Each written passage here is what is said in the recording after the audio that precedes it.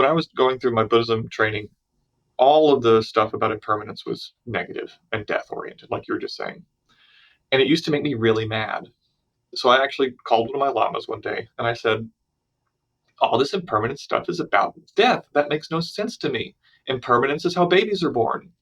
If we were permanently a sperm, we would never become a baby. If we were permanently in utero, that water would never break. If the water was in the sky and never fell, we'd never have rain and clouds. The impermanence is what everything is birthed from. And I said, why all this stuff about death? I haven't read one Buddhist sutra about impermanence being the source of life. Welcome to the Passing Through podcast, a show dedicated to exploring those spaces not just within, but also between and around us. The cracks in the walls, the moments between the moments. I speak with thinkers, authors, artists, teachers, and everyday humans who have touched the edge of the ordinary and found something to bring back. Prepare your butts. Prepare for P words. Prepare for the return of a previously fantastic guest. In this episode, Gabriel Durham is passing through for the second time.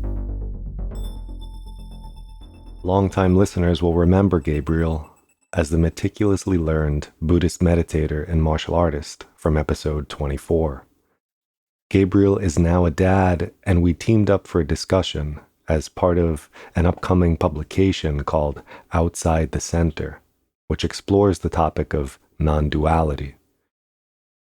In our conversation, we talk about a lot of P words.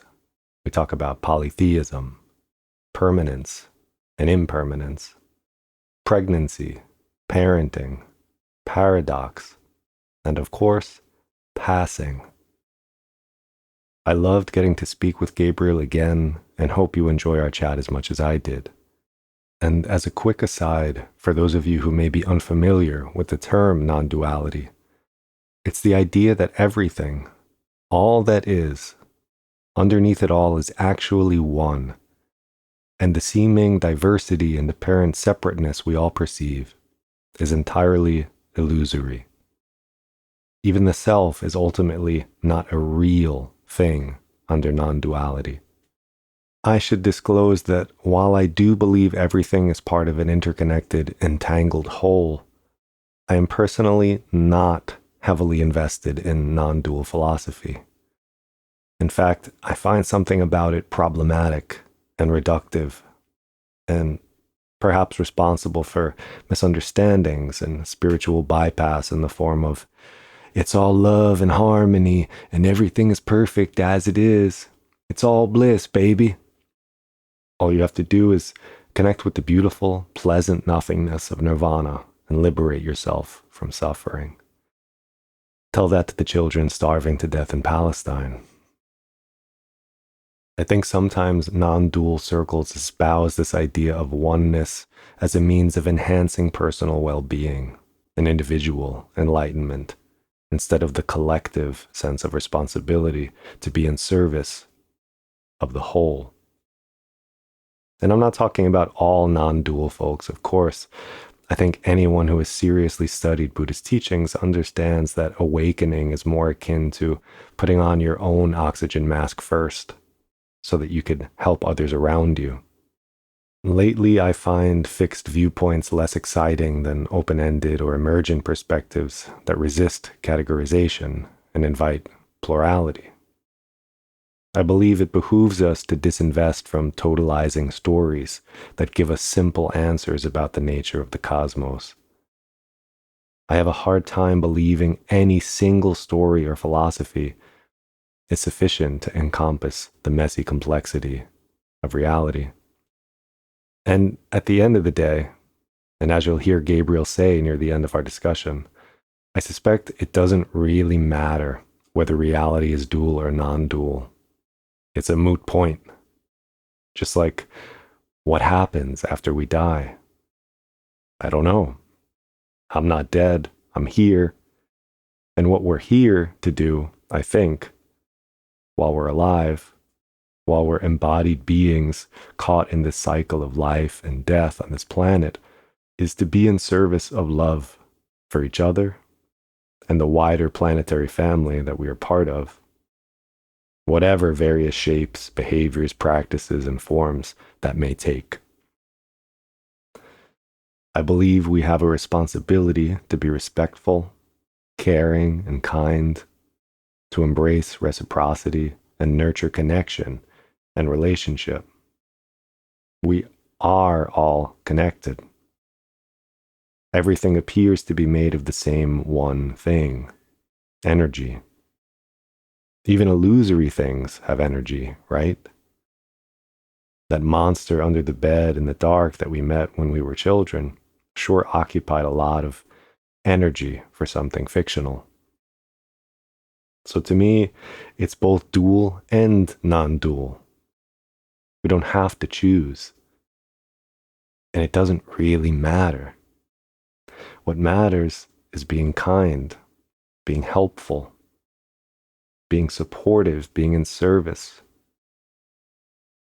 being an emissary of love, listening, learning, sharing.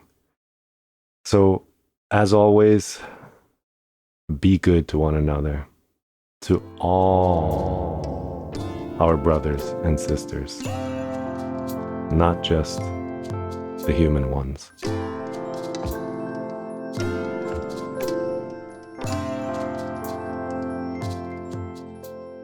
Okay, Gabriel Durham, welcome back to the Passing Through podcast for the second time. It's great to see you. It's good to see you too. I think this is my first time seeing you. Last time we didn't have video, It's been a while. It's been over a year. at least. Yeah. And this talk is going to be a little bit different than our previous talk, just to set the stage a little bit for our listeners. Gabriel and I have a special task today. This isn't just any episode, it's being used as part of a compendium where we're both contributors on the topic of non duality. And it's called Outside the Center. And our task today is to focus on P words for our discussion. So there are a lot of P words that we can use here. And I'm going to do my best to use a plethora of them. But for listeners, we will be revolving around P words today. It's fun. Well, since I got a moment of silence and I'm in a different place, I'll just say where I'm speaking from right now because the location is kind of cool to me. I'm in a new job since we last talked, and I work in a university here in Houston that is essentially right across a bayou from the birthplace of Houston called Allen's Landing. And so there's a funny thing, we're talking about a publication called Outside the Center, but I have found myself working in literally the center as can be of Houston. And this sits at the confluence of two different bayous, a railroad, and two different highways.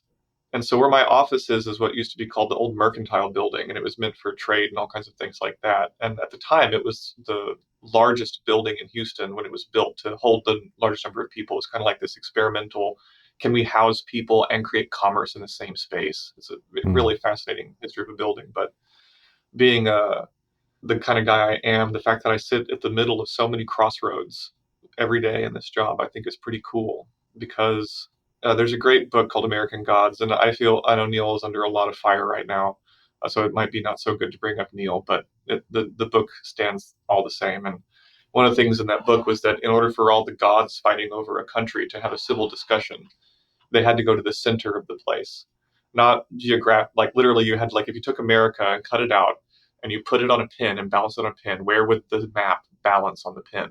And that center point is where no gods and no entities have any power because it's right in the middle and nothing has any sway in the middle.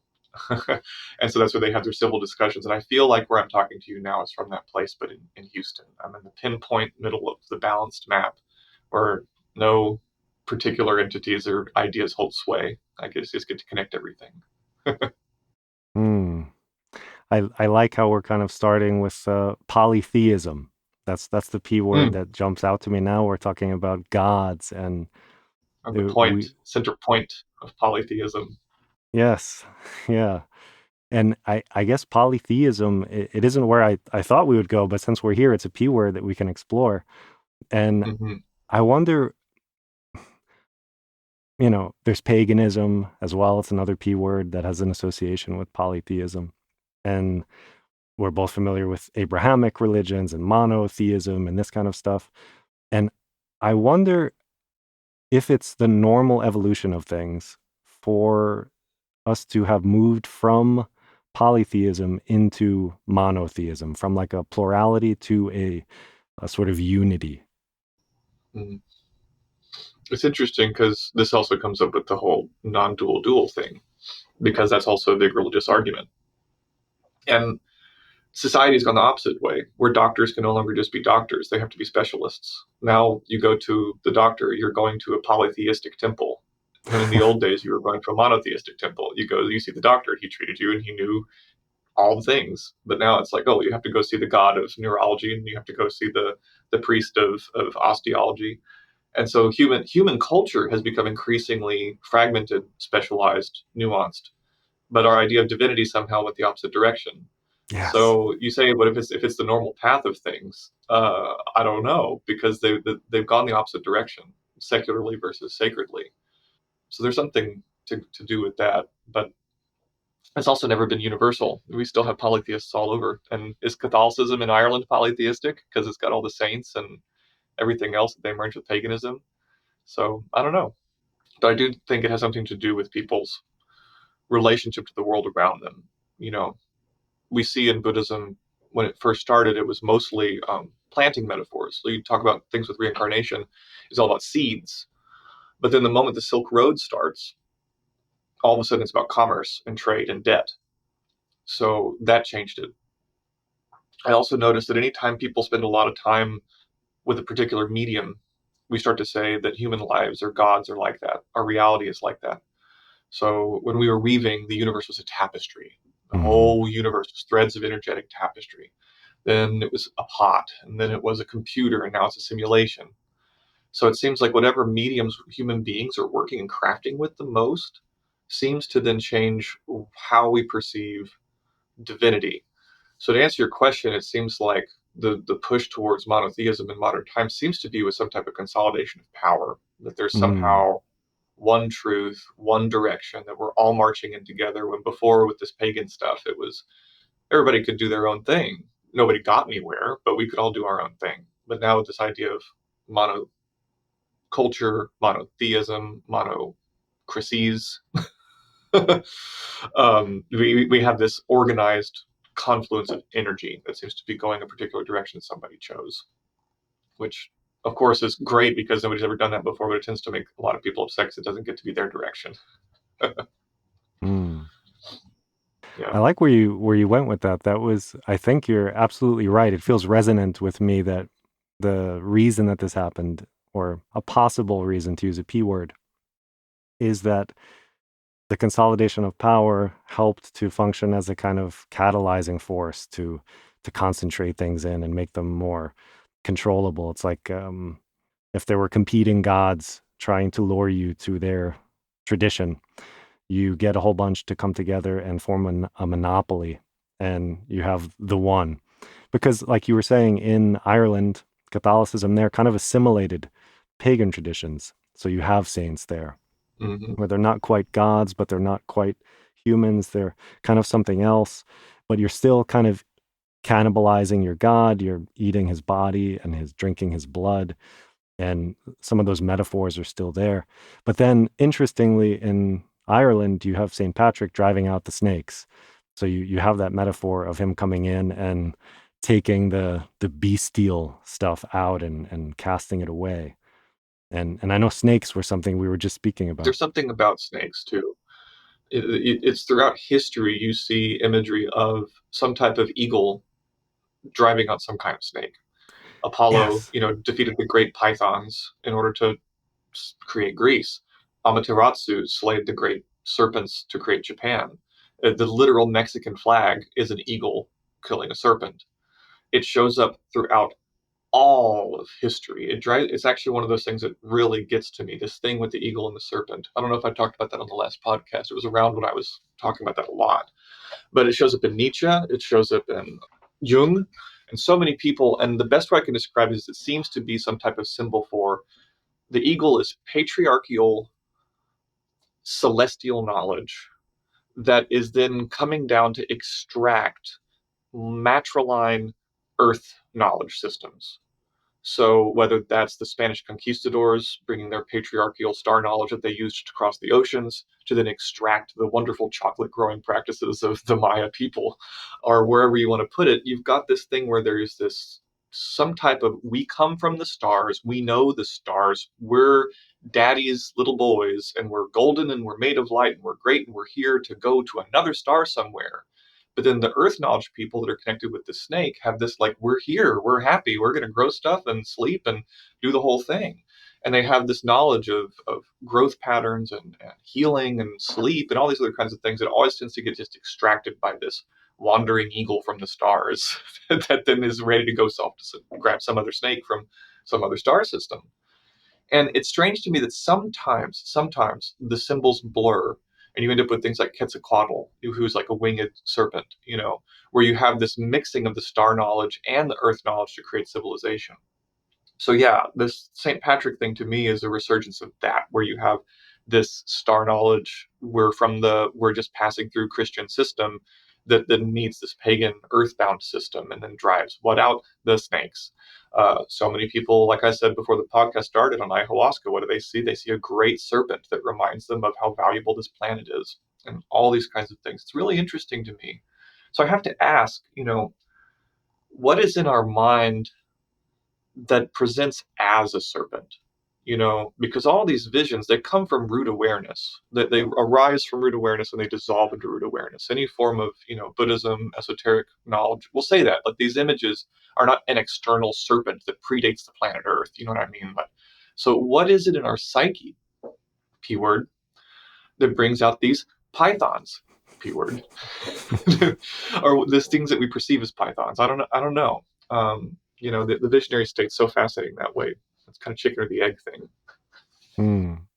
Yeah, I like this, and I like that we're asking questions without answers as well. We're Mm-hmm. going into that strange in between liminal space where these are good things to chew on, and why are they that way? I don't know. Even I know in certain indigenous cosmologies in the United States, for instance, Turtle Island, Mm-hmm. there's the origin story of Sky Woman.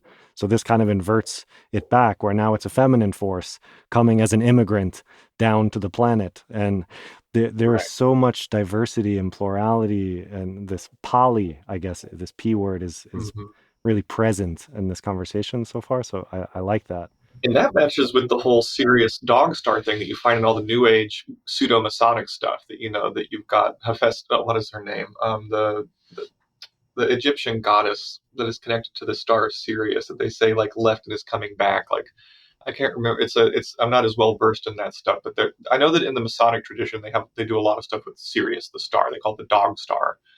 And there's apparently a woman, a great female goddess that apparently shows up in Greek mythology as she's the hippo-headed one. I can never remember her name, but then also Mother Mary, etc. And that apparently her coming back is the beginning of the age of Aquarius. It's what what the Bledsoe family is all into, if you remember them, the people with the orbs and stuff that they see on their ranch. So they've got the immigrant mother feminine thing coming from the stars too, which is interesting because none of this stuff is universal, thank goodness. Yeah. That's why it always ends up being so art. My joke is that you can change who raises the sun a million times, but it doesn't change how the sun comes up. It could Mm. be a scarab beetle. It could be Amaterasu. It could be your own will. It could be, something we've never even explained before. It could be gravity. But every time you change that interpretation, the sun still comes up the same way and still goes down the same way. But over the history of human millennia, the reason and the who and the why has changed probably 10,000 times. But it's still the sun. Yeah, and that touches on another thing. It's how much we like story and how much we like to play. To me, it's a form of play, for another P word. Yeah. We like to take a certain phenomenon, which is another P word, and we like to put a story on it or cloak it in narrative so that we ascribe meaning to it. We can sit around a campfire and expand on the story and build on it and build this technology and make it maybe more comprehensive or more mysterious if you're in a mystic tradition, whatever you want to do. But you can Hmm. play with stories. They're sort of malleable and you can bend them into myths, and this can be really good for unifying people and bringing them together. So yeah, Right. I think maybe this is at the root of that. Right. And it circles around to what we were starting with, because if you've got a person if you've got a god system, polytheism, or something like that, where it's changing every time, you can't build a pyramid. And so you have to convince people for a long, long time that they want that pyramid. Because the moment they all disperse back into the woods, into the desert, nobody's around to build that pyramid. They all have to believe that there's something that's worth working for hundreds of years to manifest. So that means continuity. There's actually a really interesting theory that the building of megalithic structures is actually the reason we have agriculture, not the other way around. Hmm. Many people think we get agriculture, we're able to settle, we're able to do longer term projects. Isn't that great? But there's a modern interpretation that tracks a lot with what we're seeing with modern day billionaires, which is that the billionaire, genius, crazy, whatever you want to call them, big man, big woman, mad person, they're the ones that decide they want the monolith. Nobody else really wants it. Whether the monolith is getting into Mars like Musk wants, or the monolith is a literal monolith, they're the ones that decide it has to happen. And everybody says, come on, why? But then said guy starts trying to build it. And it's been going on for years. And I'm like, you're really trying to like get up there? You're trying to get up to the stars with that thing? What are you doing? And he comes up with all this wonderful mythos and gives them the right mix of drugs with the right priest to make them see the right things. And all of a sudden they're like, oh my God, there really is something up there that we got to get to. And so, but then they keep working and they keep getting hungry and they have to go back to their families and feed themselves. And so you can't build the pyramid because they're constantly having to go back and hunt. But if you're like, wait a minute, if I can keep a stable food source that's just enough to keep them happy, they'll work for me forever. And it's not necessarily the most nutritious food source, but it's stable and it grows a lot, and you can do it with minimal labor for big returns. And so once you've got that, then they're in debt to you because you figured out the wheat or the corn or the whatever it was. And so next thing you know, they're working their debts off to you for giving them their cord by doing what? Building the monolith. Hmm. So there's this relationship of debt with industrial agriculture and some type of charismatic figure creating whatever that monolith is to then unify human endeavors. I think that's a fascinating phenomenon in our history, and it's still going on.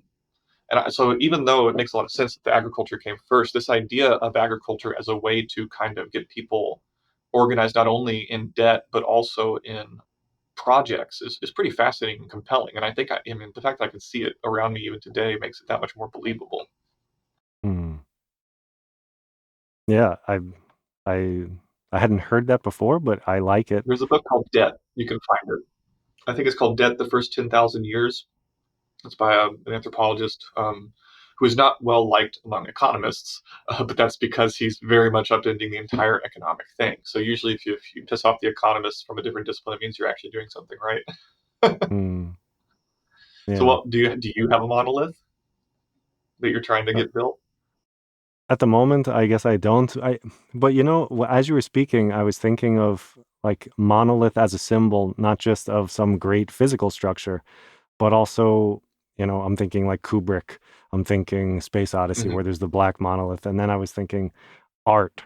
Art can achieve a similar end, where if you produce something of exquisite beauty, people seem to gather to this. They admire it. They almost want to defend it. Even you see Hmm. this in national parks in the States. This is natural beauty, but this was also a managed landscape for most of the time that indigenous people were there, and even into today, these parks are Right. managed. So there is this interplay between humans and nature. I mean, we are nature, but you know, people are willing to tie themselves to trees to prevent the trees from being cut down and to keep that beautiful ecosystem intact and protect it. But we do similar things with great works of art, right? That's why there's so much outrage Hmm. when there's someone who's a climate protester who spill some kind of like easily removable solution on top of a piece of art that's already behind some glass anyway, so they're not even damaging it, but that's a whole other thing. But there's this outrage about this because people tend to really appreciate beauty. So monoliths can take the shape of a pyramid or the Mona Lisa or the Sistine Chapel or a beautiful. Or any idea of permanence, right? Because that's really what they're upset about. You ruin the Mona Lisa. The only reason that's upset is because, oh my God, this thing that's supposed to be this permanent fixture of human culture is gone. But there's Mm, no permanence, not anywhere. And so there's something about the monolith of permanence that we will do anything to protect. When I first started really manically going into impermanence on people, because like just hitting them out of the blue with that during the pandemic, you remember I was writing like crazy, and I would write whole books for people, single comments on a Discord thing because I had nothing else to do. And I remember anytime I really hit them with that impermanence thing, it would be very difficult. That it's just something people don't. You challenge that, you end up challenging everything, and it's very manipulatable.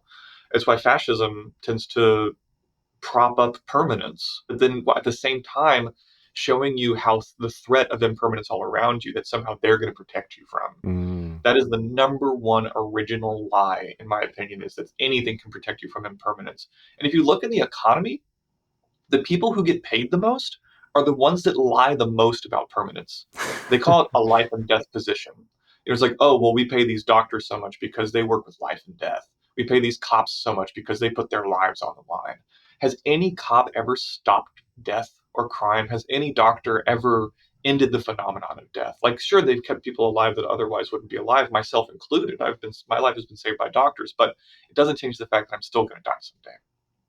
And so we're willing to throw all the resources and all the money in the world we can at anything that can uphold the monolith of permanence, immortality, of not just us, the immortality of the state, the immortality of the emperor or pharaoh, anything that remotely looks like it's creating something that will last. We we'll throw ourselves head over heels for sure. that is a beautiful, very insightful, cutting observation, and you described it very beautifully and articulately. But you're flirting with our destination here, in talking about Yes, I am. impermanence and death and passing and perishing. That's kind of where you're going. But before we do, I want to pivot just to delay the main event slightly Cool. and go to the other end of that spectrum and go towards pregnancy, because Mm, pregnancy is another important P word that it's on the opposite end of that spectrum, even though they're interconnected. Maybe opposite isn't the right way to phrase that, but they're connected. And of right. course, you can't talk about pregnancy without implicitly invoking two other P words, penis and pussy. Hmm. We're talking about persistence and planning, parenting. There's plenty of P words associated with pregnancy. And I wanted to pick your brain a little bit on this because you have recently entered into parenthood. So I have. you have a lot of insights into this, I'm sure. So I want to hear about the sleep deprivation. I want to hear about the wonder. I want to hear about the good, the bad, all the colors of the rainbow before we jump into death. Yeah. Well, thank you for that, and I really appreciate getting to talk about this. This is my first time on a podcast talking about it, and I'll kind of smooth it with a transition. When I was going through my Buddhism training, all of the stuff about impermanence was negative and death oriented, like you were just saying, and it used to make me really mad. So I actually called one of my lamas one day, and I said, "All this impermanence stuff is about death. That makes no sense to me. Impermanence is how babies are born." Because if we were permanently a sperm, we would never become a baby. If we were permanently in utero, that water would never break. If the water was in the sky and never fell, we'd never have rain and clouds. The impermanence is what everything is birthed from. And Yes. I said, why all this stuff about death? I haven't read one Buddhist sutra about impermanence being the source of life. And she said, oh, that's further down. And I said, why? And she says, well, most people are walking around knowing they're going to die, but their bodies don't know they're going to die. They have it in their head that they're somehow immortal in one way or another. And the early tutelage in Buddhism is to crack that egg completely open, to motivate you to practice. The common metaphor here is one should practice as if their hair is on fire. Like that's how vital the Buddhists want you to practice. And so in order to do that, they hit you with this permanence thing over and over and over again until you are absolutely wild with anything you can do to wake up, get out, so to speak. And so it's only so if you try to tell people, oh, impermanence is all flowers blooming and babies being born, they still get that image of like, well, everything's fine, you know, which I think is also just as valuable of a lesson if you're asking me. So Yes. that's interesting that that comes up with this impermanence thing because impermanence is in fact why my child was born, why my life must change. And as far as where to start with that, my life, I've been attracted to all kinds of strange things, as anybody on this podcast might share a sentiment of being interested in things like meditation and martial arts and altered states of consciousness and alternative histories and in anthropology, indigenous wisdoms, all that stuff I've been into my whole life. And sometimes it feels like it doesn't make much sense. I think all of us have felt that way in the world that we're in, that we could have just gotten a degree in engineering and, you know, worked for Lockheed Martin making missiles and, whatever. Like, okay, where does this all articulate? Where does it all make sense? It starts to become an act of faith. It's like, oh, I'm doing all these things because I have to, because I love it. But is it actually helping my life? Is it helping my wife and my pocketbook and my ability to retire and stay alive? All these things, and it can get challenging to love these things in a world that doesn't seem to love them the same. But the moment my son was born, frankly, the moment my wife went into labor, every single thing I've ever done in my life became relevant. The ability, even the long flights to Japan, because my wife, her water broke on Tuesday at midnight, and she didn't deliver until Friday in the late afternoon. Wow. And so it was a long, long time. And because of the times I've flown to Asia, I was like, hey, Sarah, this is just like a long Japan flight, right? She's like, yeah, you know what? You're right. Like, even the ability to just kind of, oh, it's not happening yet. We're not there yet. To be able to deal with that was enough to just get through the first parts of delivery and contractions and stuff. In my Zen retreats, you only sleep for 4 hours a day at the most. And then they have you up first thing in the morning meditating and doing martial arts and all that kind of stuff. And if I had never gone through that, dealing with the sleep deprivation of a newborn and everything else would have been a whole lot harder. But I had the wherewithal. I knew I didn't need sleep the way that I did, so I didn't have that extra burden of my mind yelling at me, you need to sleep, you need to sleep, you need to sleep, you need to sleep. Because I know I don't. Sure, sleep is vital, but like I know 4 hours is enough for me if I'm keeping myself Mm. aware enough. And so that was really pivotal for me to have all of that spiritual training that seemed to make less and less sense the older I got, the more corporate the world got, all of a sudden became deeply valuable. And I'm so thankful for that because I can see how this transition can do so much to people that are not ready for it. It can really, if you're addicted to anything, it's going to challenge that addiction. And I don't mean just drugs. I mean television. I mean baths. I mean every single thing you did to cope before you were a parent will not be at your beck and call the moment you have a child because they're the most important thing and they have these immediate needs. And if I still had those addictions to fight, oh my God, I'd be so tired. And so I feel for the parents out there. And of course I'm still struggling here and there, but like the fact that I had kicked all my addictions before becoming a dad meant that the moment, like if that kid, okay, I think he's going to go to bed. And I think I'm going to get to go play Zelda or something for, a few hours, but he doesn't go to bed. If I was still addicted, I'd say, oh my God, this was going to be my one time to enjoy myself. Ah, Mm. but I just threw it away. And it's like, no, my son is awake and his eyes are sparkling and amazing. And all he wants in the world is my attention. And that's just amazing. And now everywhere we go, they're like, why is this baby so happy? Like, oh, you got so lucky. It's not luck at all. It's the fact that me and my wife, when he's awake, he's with us and we're with him. And we've done the right training and the right skills to know how vital this time is. I've even feel it with my wife because it's not just the baby. I could see how my wife and I's marriage could have ended Mm. because of the stress and because of the vulnerability and expectations, but it didn't. And I'm so proud of us. I could feel those crossroads in the night where, like, if I had been a little too selfish, it could have created a wound that would take years to heal or not come up until we were having a midlife crisis or something when the kid is leaving the house. Like, you, Wow. because these pivotal moments in people's lives, it's kind of like we're it's kind of like we're in a superimposed state that anything that happens in that state creates our new shape for a long, long, long time. And I can see why so many marriages change forever after pregnancy for the worst. But we did it right, and it's taken a lot of presence and patience and p words to really get through. But I'm so so thankful, and it's been incredibly profound to be raising another person. He's only 3 months old, so I'm still very very early into this. But man, he feels so good to have around. He's like a son, not just son and sun, just in my life. So it's crazy. I've always wanted to be a father, so I feel very validated from this.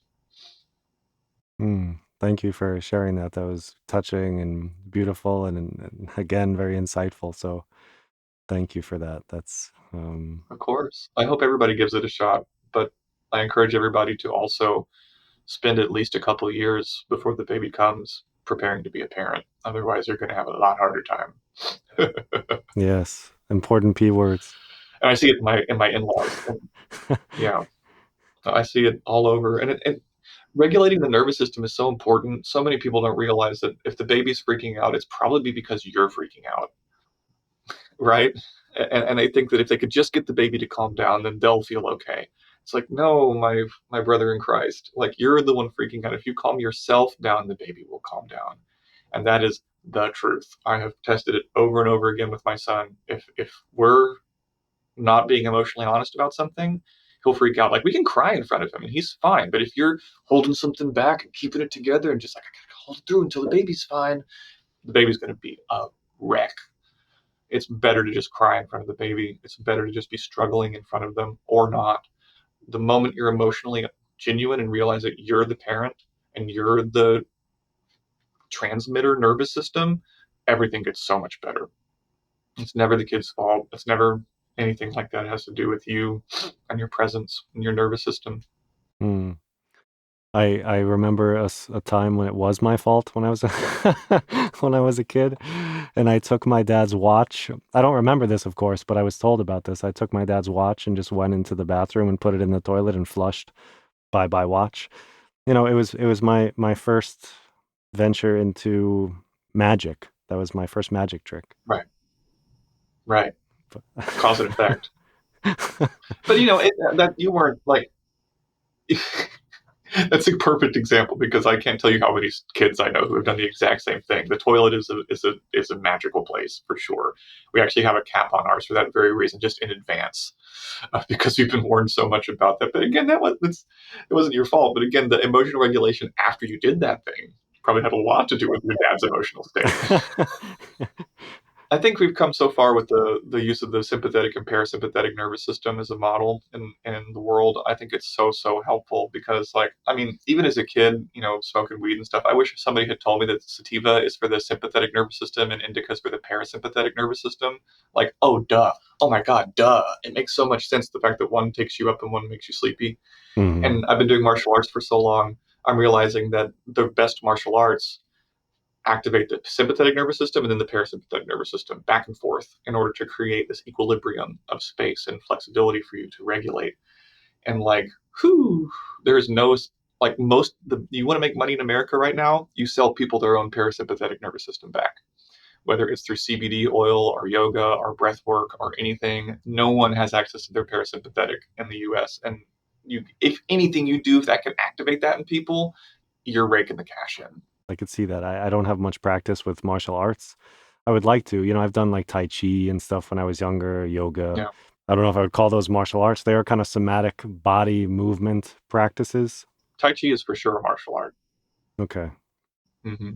So I have very little exposure to that. I liked it. It was, as you said, it was kind of balancing and stilling and simultaneously energizing, but calming and soothing.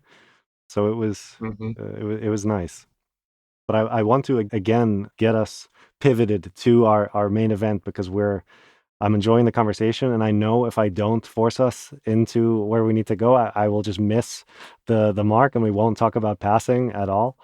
So I want to just throw us there. I want to transport us there because that's the central focus of our conversation. Passing. That was the P word we were tasked with. And it's an apt one given the name of this podcast. And passing can have a whole host of meanings. It can mean moving from one place to another. It can mean passing an exam. It could mean passing the salt, passing the buck, passing the Passing time, gas. passing gas, passing a kidney stone, or it can mean death, as we've touched on earlier. And so maybe let's dive into this dark beyond and talk a little bit about death. And maybe the way we could walk into that chasm is, would you like to share your first encounter with death? Mm, that's a great question because unlike most kids, I don't really have a memory of like, like, oh, I had a hamster that died or things like that. Of course, I've had dogs that have died. But I think the earliest encounter I had with death is actually one of the reasons why I don't shy away from it because it was hidden from me. And that kind of upset me. I had a cat growing up named Cleo. And when I was with my grandparents, and she apparently had passed while I was with my grandparents, and my parents buried her before I even came home because I guess I was little and they didn't want me to have to deal with that. But I was kind of mad about that. I was like, hey, this is my cat, and it's the first death of something in my life. I kind of want to know what that's like. I kind of want to know. I want to be there for that. I don't feel like it's right to hide that from me. And so, kind of ever since, I haven't really had a problem with seeing things die or anything like that because I feel like that's a connection point for me. I will cry. I have a deep, deep sense of compassion. Like nothing makes me more fragile than seeing something that I know is on the way out, mortally wounded. Like if I see an animal hit by a car and I know, especially if it's like trying to still live its life, but it's so clearly, a dead man, dead thing walking. God, that makes me feel compassion more than anything else in the world.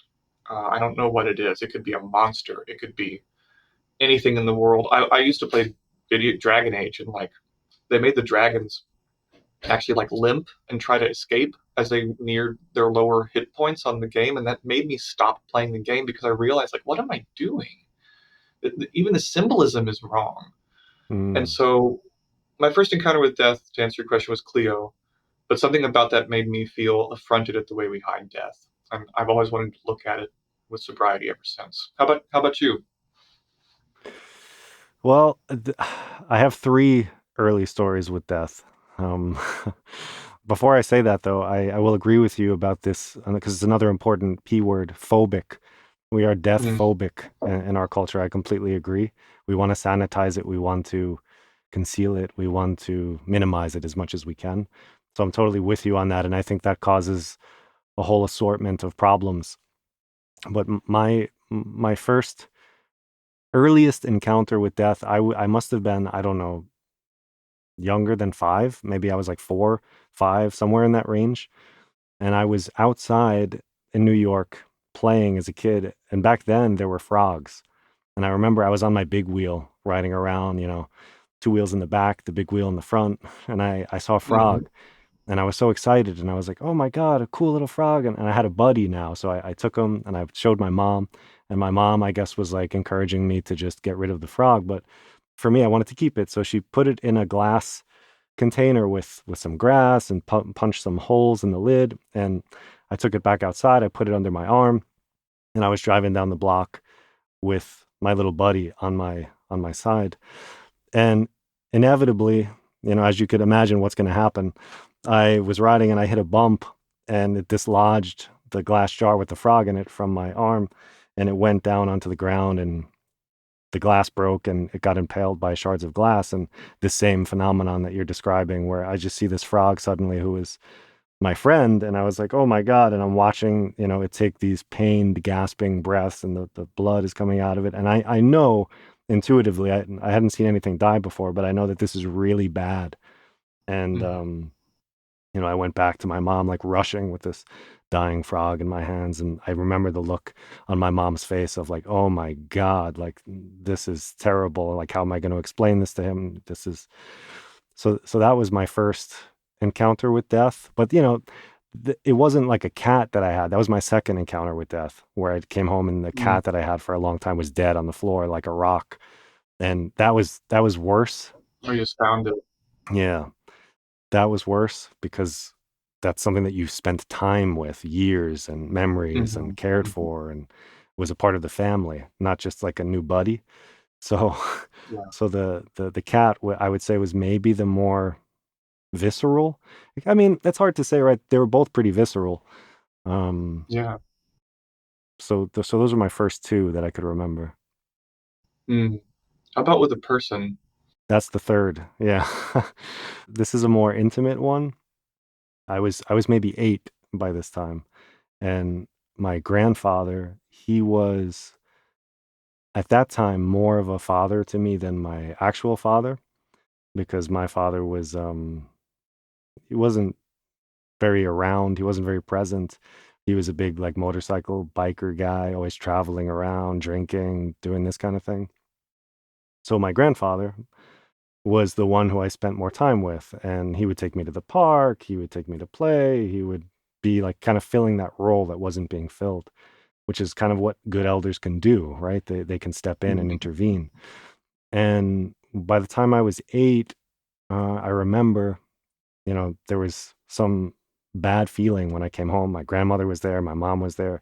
I could tell that energetically things were really sad, Right. mm, and they told me that there was an accident, that something happened to my grandfather, and they didn't really say he was dead at this point, but they said something really bad happened, and I guess they were thinking of what to do and how to tell me and how to explain it.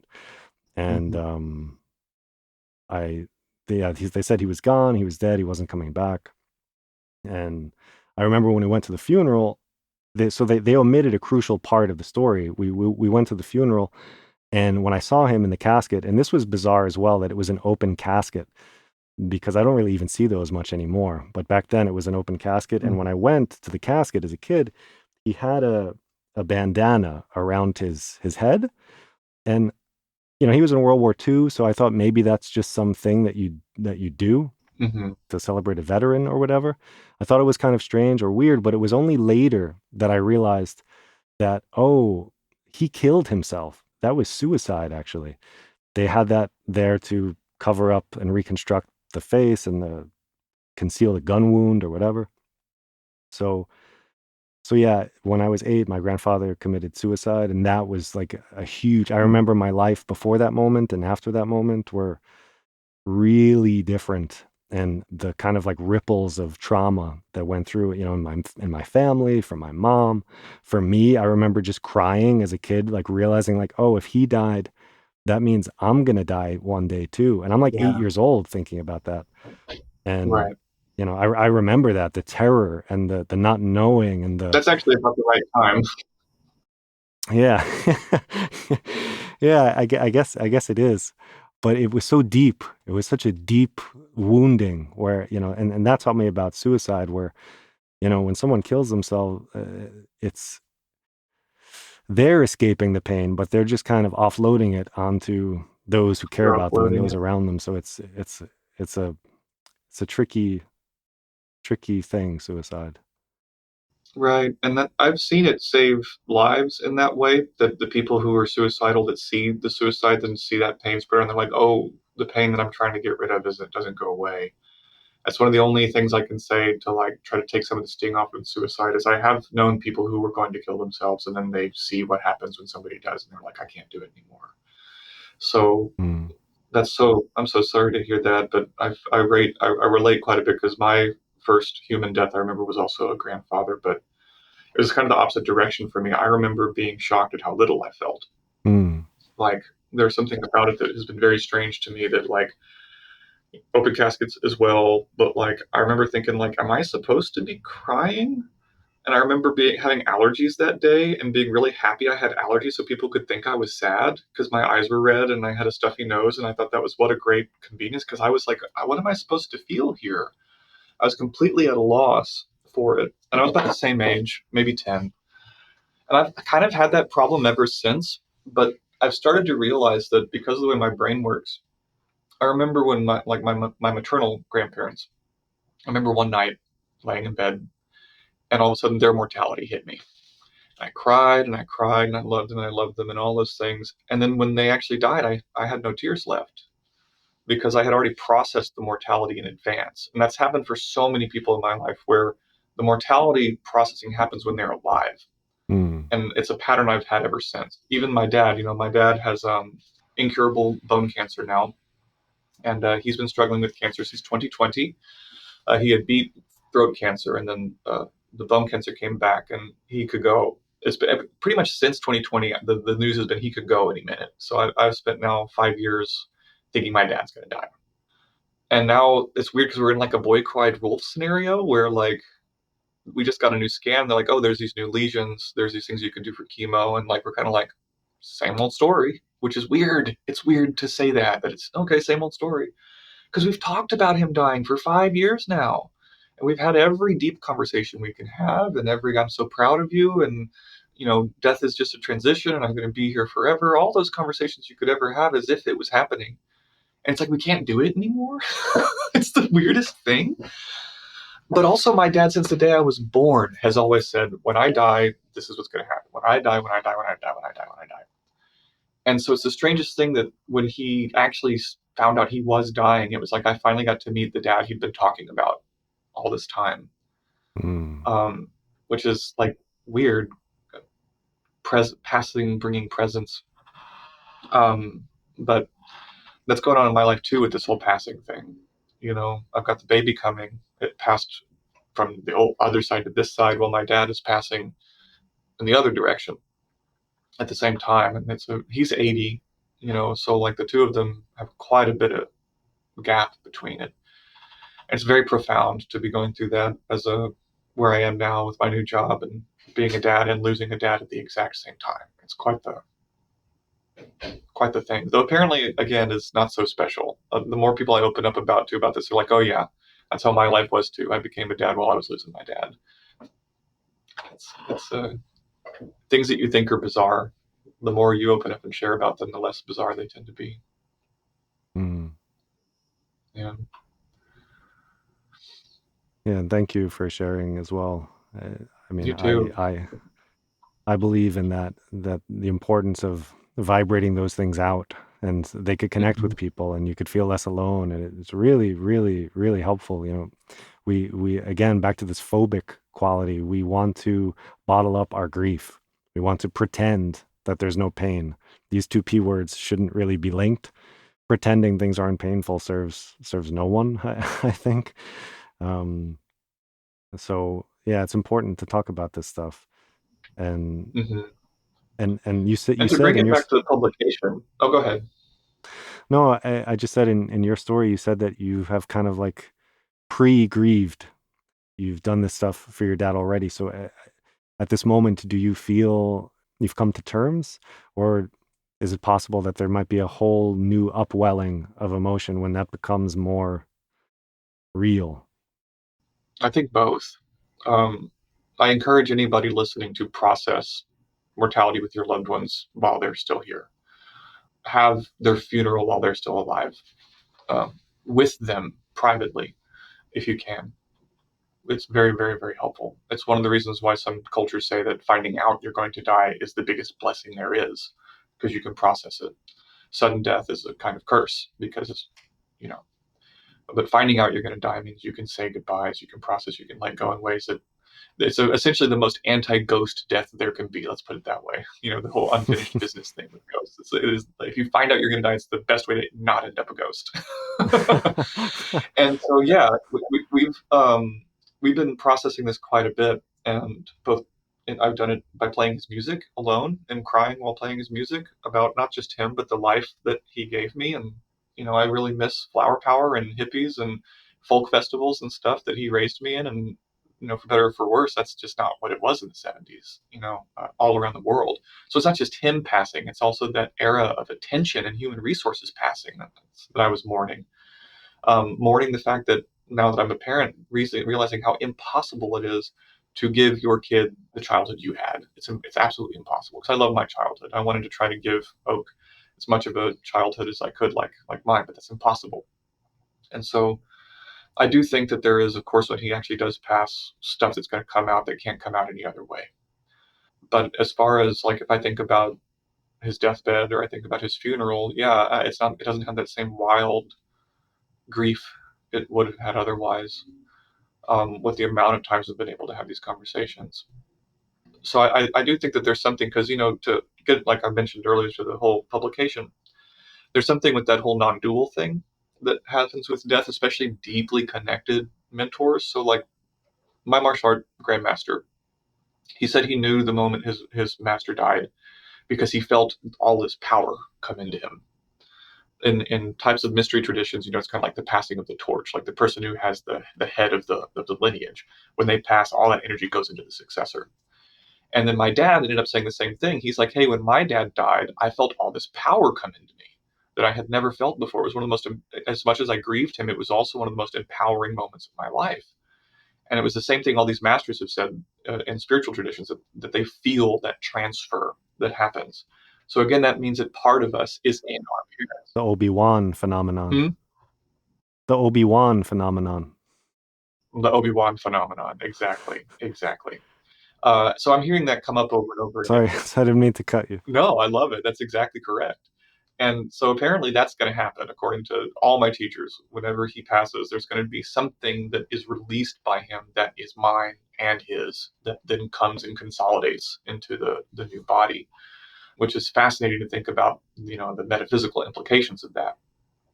And, since we're getting close to time, one of the things I've been thinking about with this publication, especially around the word passing, is that when we do finally pass, a lot of the stuff we pull our hair out about in this life is not as complicated.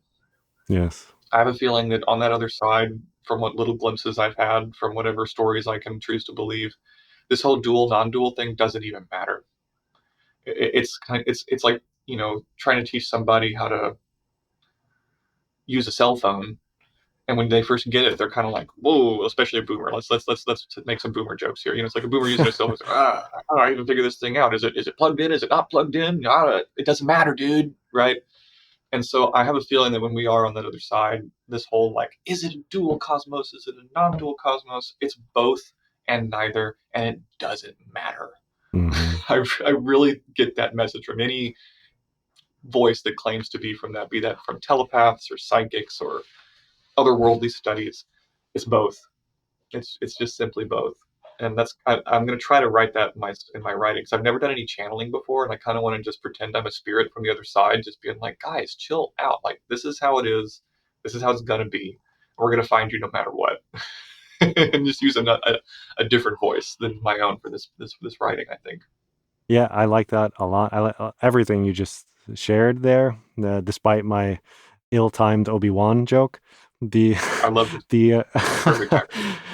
what you're hinting at here, or not even hinting, what you are explicitly drawing attention to maybe is paradox, Mm-hmm. which is another important P word because it's both and neither, and it seems impossible to our minds because how can it be both? It's either non-dual or it's not, right? Mm-hmm. But somehow I get that same feeling that the more things I see, the more stuff I encounter, the more I learn, the more people I talk to, the more life I live, paradox just seems like paramount. Like it's Mm-hmm. always there. It's in perpetuity. It's just Mm-hmm. like everything is It's pervasive. yes, yes. And it's like I think we need to practice and have patience and become better pupils of paradox Agreed. because if we don't, like, we're fucked. Yeah. Modern psychology is catching up to that. The proper psychological care for human beings involves contradiction and paradox because that's how reality works, that's how the brain works. And if you pathologize paradox, then you're fucked. You're just fucked. And like one of the messages I've got is that like on the other, and to take it back to what you mentioned with the power of story. In the other side, it's all story, which means that anything can be woven together at the drop of a hat. But the problem is that means everything is everything.